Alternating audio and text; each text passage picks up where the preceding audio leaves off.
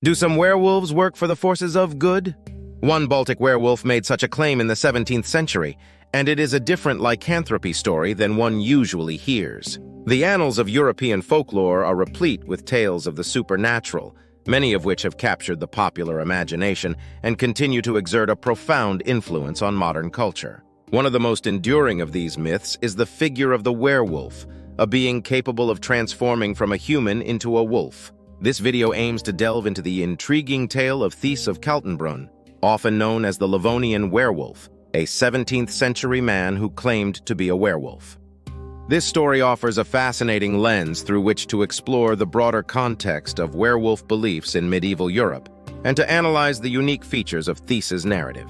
Werewolf myths have a long and intricate history in Europe, dating back to antiquity.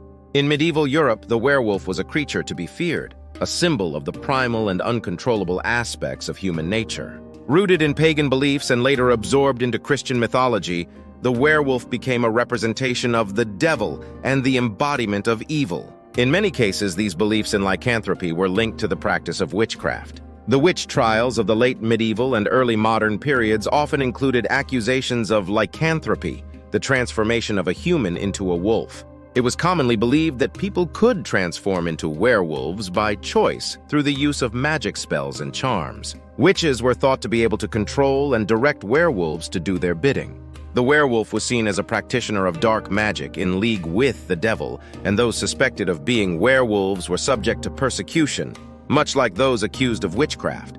The concept of the werewolf also had a significant socio-economic dimension.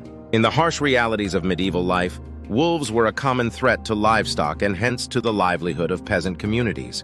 The werewolf therefore symbolized not just spiritual but also material danger, embodying the precariousness of existence in a world fraught with both natural and supernatural threats. Against this backdrop of fear and superstition, the story of Thiess of Kaltenbrun stands out as a stark anomaly.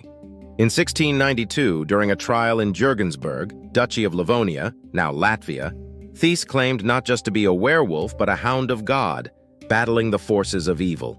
Thiess was an elderly man in his 80s. He was summoned to court to answer charges of being a werewolf. Thiess claimed that 3 times a year, he and other werewolves journeyed to hell to battle the devil and his witches to ensure the fertility of the land and the prosperity of their communities. The werewolves, in his account, were not malevolent creatures, but warriors engaged in cosmic battle against the forces of darkness. Thiess claimed that he and other werewolves transformed into wolves on specific nights throughout the year, either by donning wolf pelts or by disrobing and transforming in the bushes. As wolves, they roamed local farms, tearing apart animals and consuming their roasted meat.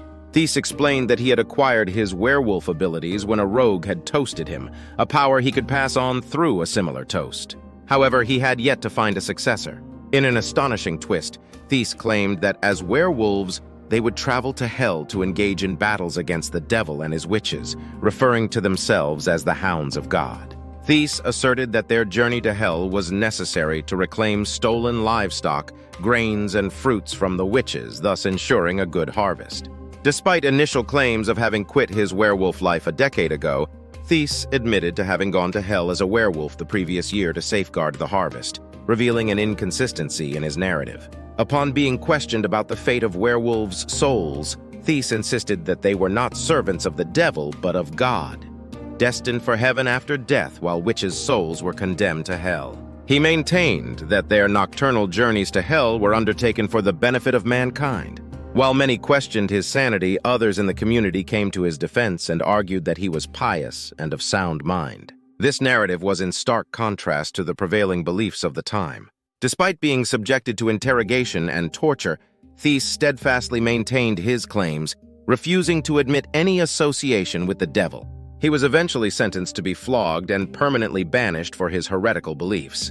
His sentence was remarkable. At the time, most convicted werewolves were executed and often burned at the stake. Modern historians debate whether Thiess truly believed his claims, or if there was an element of calculated performance. Regardless, his story reflects how folk beliefs can evolve beyond traditions, and his narrative left a lasting impression on the historical record of werewolf lore. The story of Thiess presents a radical inversion of traditional werewolf mythology. Instead of aligning the werewolf with the forces of evil, Thiess posits the werewolf as a force for good, a warrior fighting on behalf of humanity against demonic forces. This narrative can be interpreted as a form of resistance against the oppressive religious and social structures of the time. By claiming to be a Hound of God, Thiess was not merely refuting the stereotype of the werewolf as a devilish figure. He was also challenging the authority of the church, which held a monopoly over interpretations of good and evil. The story also reflects the social and economic realities of the time. Thiess's account of the werewolves' battles to ensure the fertility of the land resonates with the material concerns of a peasant society dependent on agriculture. In this sense, the Livonian werewolf may also be seen as a symbol of the peasant's struggle for survival in a harsh and uncertain world.